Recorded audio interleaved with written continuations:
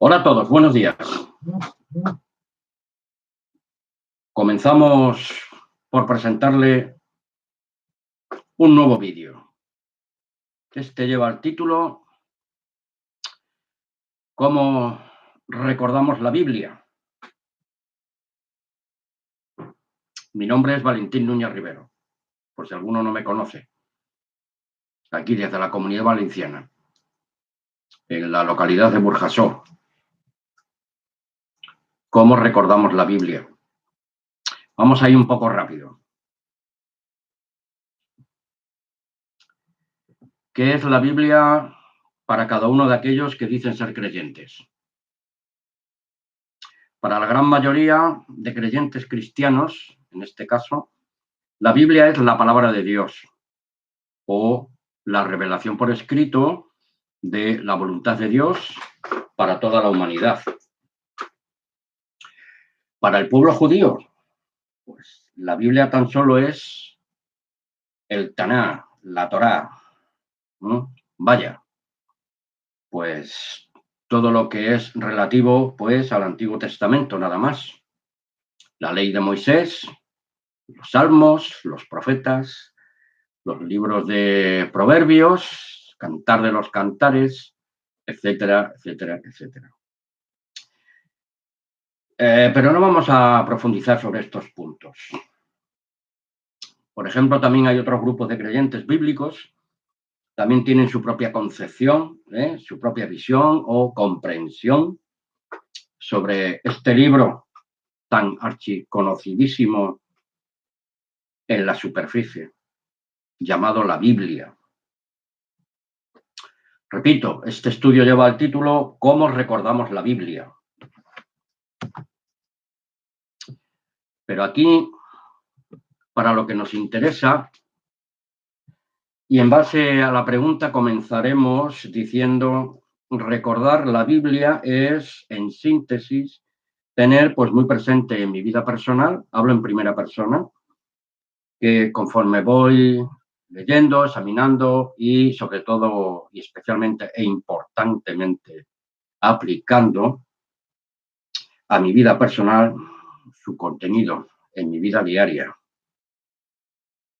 Eso, al menos a mí, me va a proporcionar herramientas, pues, para poder conocer la voluntad de Dios. La voluntad de Dios para mi vida personal.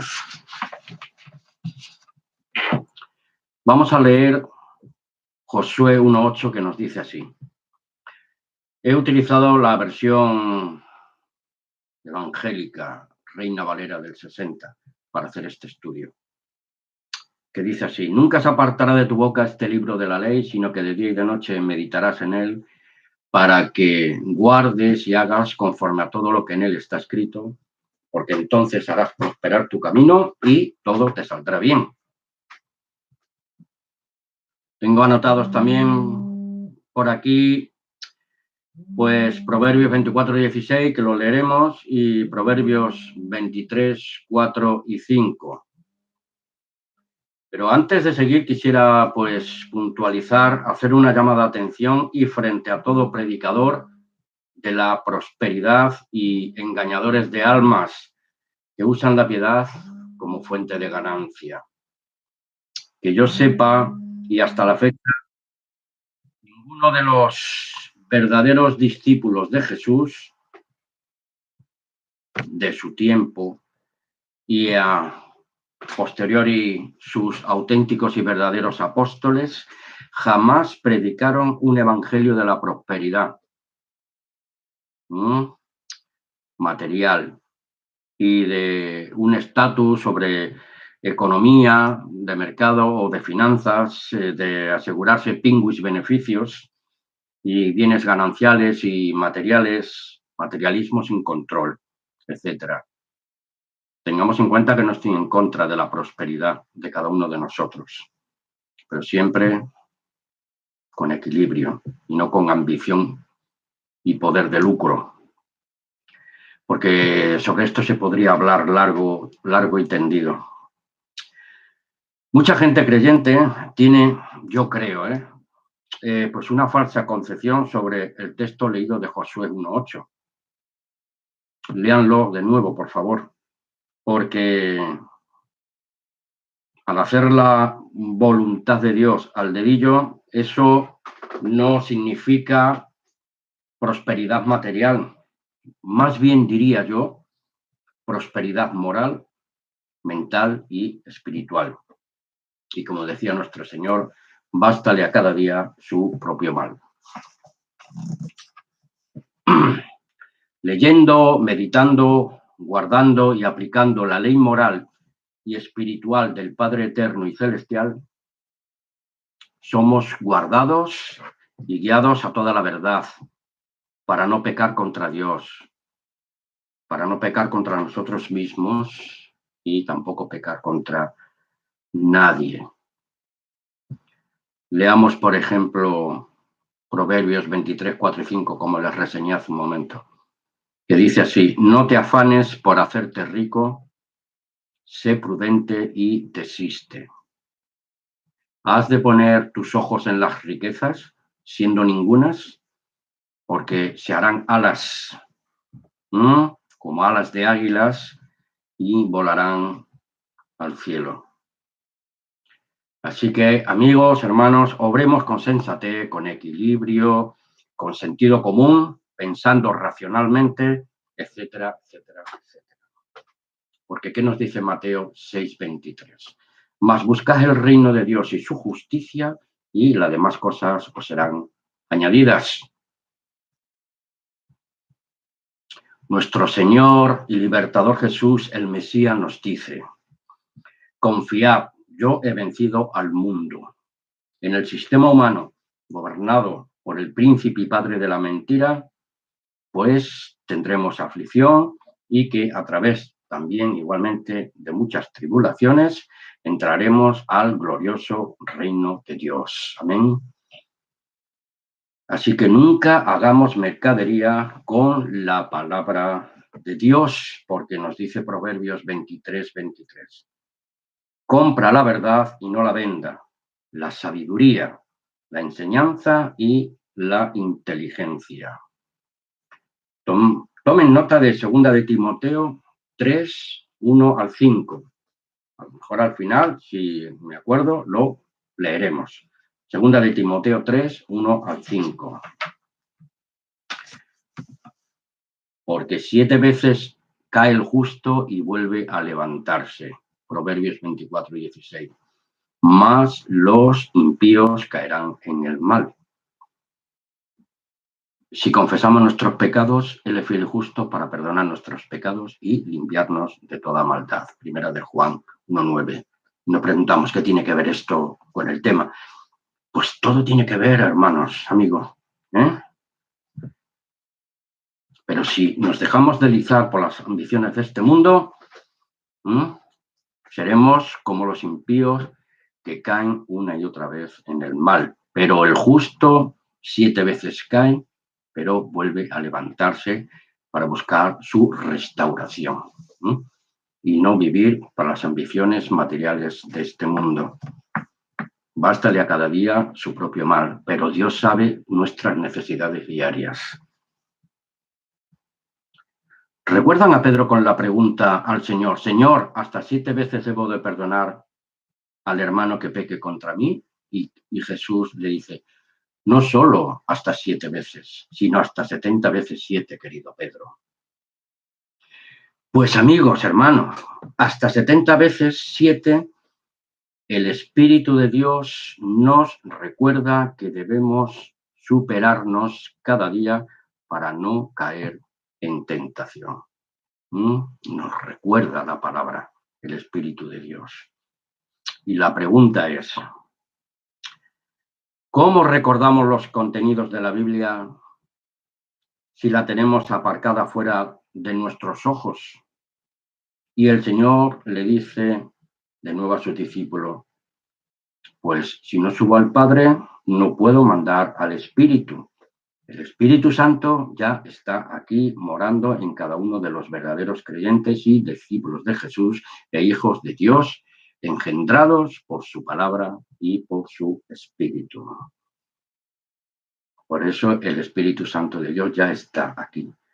Pero amigos, hermanos, si no estudiamos la Biblia, tampoco el Espíritu naturalmente nos podrá ayudar para recordar todas las enseñanzas de Jesús. Porque las enseñanzas ya están escritas, pero si las recordamos y las aplicamos fielmente, es que el Espíritu de la verdad está obrando realmente en ese creyente. Si esto no es así, el Espíritu de Dios está limitado pues por nuestra desobediencia y nuestra falta de fe en Él, en el Dios Todopoderoso y en su bendita palabra. Así que, amigos, hermanos que me escucháis, somos retados los creyentes cada día de nuestra existencia temporal. Somos amonestados por la palabra de Dios. Debemos sentirnos amonestados por la palabra de Dios, pero para eso tenemos que estudiarla, creerla, aplicarla. Cuanto menos seamos nosotros, cuanto menos amadores de sí mismos seamos nosotros mismos, y cuanto más nos acerquemos a Dios, más el Padre Celestial se acercará a nosotros. Acercaos a Dios y el diablo huirá de vosotros, dice la palabra de Dios. Escuchen, Dios habita en su santo templo. Somos el templo espiritual del Dios vivo, en vasijas de barro, carne, sangre. En este templo de carne y sangre, repito, habita Dios por medio de su Santo Espíritu, por el Espíritu de la verdad de Dios. Cristo dijo: mi Padre y yo haremos morada en vosotros. Os recuerdo y voy a leer Gálatas 2:20, que nos dice así el apóstol Pablo. Con Mesías, con Cristo estoy juntamente crucificado y ya no vivo yo, mas vive Cristo Mesías en mí. Y lo que ahora vivo en la carne, lo vivo en la fe del Hijo de Dios, el cual me amó y se entregó a sí mismo por mí. La naturaleza misma de Dios habita en nosotros por medio de Cristo y su Espíritu de la verdad. Primera de Pedro 1:4 y segunda de Pedro 1:4. Tomen nota, por favor. Porque no son nuestras obras carnales, son la obra de Dios que permanece y crece cada día en nosotros. Perdón, barro, que debemos ser vasos para honra por el poder del Altísimo. Estando persuadidos, apercibidos, atentos, recordando, etc. Nos dice Filipenses 1:6. De esto, que el que comenzó en vosotros la buena obra, la perfeccionará hasta el día de nuestro Señor Jesús Cristo. Así que la victoria, hermanos, amigos, está asegurada, porque es Dios el que ha comenzado su buena obra en cada uno de nosotros. Y la va a terminar a la final trompeta, y mande a sus ángeles pues para recoger desde los 4 puntos cardinales de la tierra la gran cosecha y levantar a sus hijos y elevarlos a las nubes para el encuentro con Jesús Mesías. Alabado sea el Señor. Porque Dios es el que en vosotros produce así el querer y el hacer por su buena voluntad. Filipenses 2:13. Pero para poder comprender y entender estas cosas tenemos que estudiar la Biblia, recordarlas y vivirlas y aplicarlas y vivir con esta esperanza. Así que debemos asegurarnos que andamos en las obras de Dios, no en las obras de la carne. Y para estar seguros que somos vasos para honras en la casa de Dios, su iglesia, columna y baluarte de la verdad, debemos cada uno de nosotros examinarnos cada día a la luz de la santa palabra de Dios. ¿Y cómo debemos y cómo recordamos esta palabra de Dios? ¿Cómo usamos la Biblia? La verdad de Dios tiene como base principal la justicia y la misericordia. Si alguno de nosotros, los creyentes en la Biblia, adolecemos de esta justicia y de esta misericordia de Dios, entonces la verdad de Dios no nos posee. Vamos a leer ahora Romanos 12, 1 y 2 y Filipenses 2, 16 seguidamente. Dice Romanos 12, 1 y 2. Así que, hermanos, por las misericordias de Dios, que presentéis vuestros cuerpos, el templo de Dios, en sacrificio vivo, santo, agradable a Dios, que es vuestro culto racional. ¿Qué es vuestro culto racional? Entendimiento racional, ser completamente conscientes de nuestra situación real, nuestra comprensión y una voluntad amorosa, obediente y espiritual al Dios Todopoderoso. Romanos 12, 1 y 2. ¿Para qué, hermanos? ¿Para qué? Pues para que no nos conformemos a este siglo, a este sistema mundanal, carnal y diabólico, sino que nos transformamos por medio de la renovación de nuestro entendimiento para que comprobemos cuál sea, hermanos, la buena voluntad de Dios, agradable y perfecta. Sed perfecto como vuestro Padre que está en los cielos es perfecto, decía nuestro Señor Jesús en Mateo 5, 48. Por tanto, como lectores de la Biblia, amigos, no nos conformemos con ser lectores de la misma, pues como académicos, universitarios, que solo buscan títulos o diplomas, doctorados pastorales o licenciados catedráticos. Nada de esto es malo, pero todo en su debido orden. Reverendos doctores de divinidades, como muchos se autoproclaman, renombrados teólogos y maestros de la ley de Dios. Señor, Señor, ¿no hicimos en tu nombre esto, aquello, etcétera, patatín, patatán? En Mateo 7, 21 y 23, en tu nombre echamos fuera demonios, hicimos milagros, etcétera. Y el Señor le dice, apartaos de mí, hacedores de maldad. No tenían una buena armonía, una buena comunicación con Dios, con Jesús y a través de su Santo Espíritu.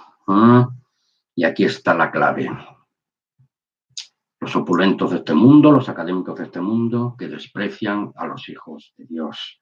Como leemos en Hechos 4:13, dice, entonces viendo con denuedo el denuedo de Pedro y de Juan, y sabiendo que eran hombres sin letras y del vulgo, se maravillaban como hablaban y qué hacían en el nombre y por el poder de Jesús. Se maravillaban, pero no tenían más remedio que reconocerlos públicamente. Reconocían que habían estado con Jesús. Bendito sea su nombre. Ya estamos acabando.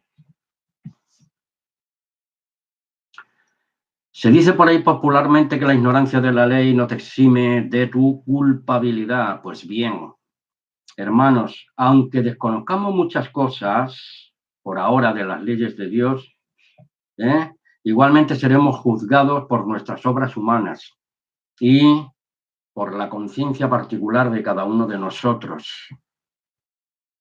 Y si somos y decimos ser creyentes de la Biblia, nuestra obligación moral y espiritual, naturalmente, no es solo leerla, sino estudiarla a cabalidad, consecuentemente, y practicar cada día con la ayuda de Dios una fe obediente a la ley de Dios, justa y perfecta. Obras son amores y no buenas razones. Ante y frente a la justicia y misericordia de Dios, no hay justificación humana posible. Horrenda cosa es caer en manos del Dios vivo. Pero naturalmente no les pretendo meter miedo absurdo en el cuerpo a nadie. Dios es amor y quien permanece en ese amor, Dios permanece en él, en esa persona que obedece por amor y no por temor al castigo, como los falsos creyentes y religiosos del montón. Y para finalizar, les voy a leer Filipenses 2, 14 al 16 de esta Biblia, Reina Valera del 60. Filipenses 2, del 14 al 16. Ya estamos llegando. Filipenses 2, 14 al 16 nos dice así, amigos y hermanos, pues para finalizar.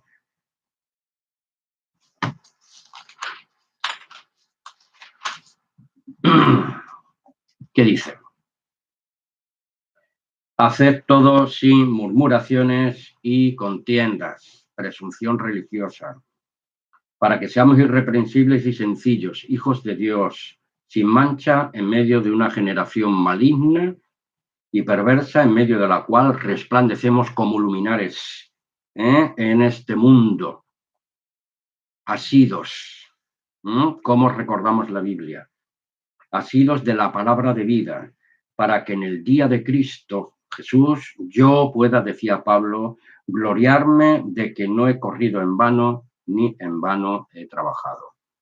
Para que nunca jamás, el día que nos presentemos ante Cristo, seamos avergonzados, que hemos trazado bien la palabra de Dios como verdaderos discípulos de Cristo, trazando bien la palabra de Dios y amonestando y testimoniándoles a otras personas. Bendito sea el Señor. Hasta la próxima. Valentín Núñez Rivero. Amén.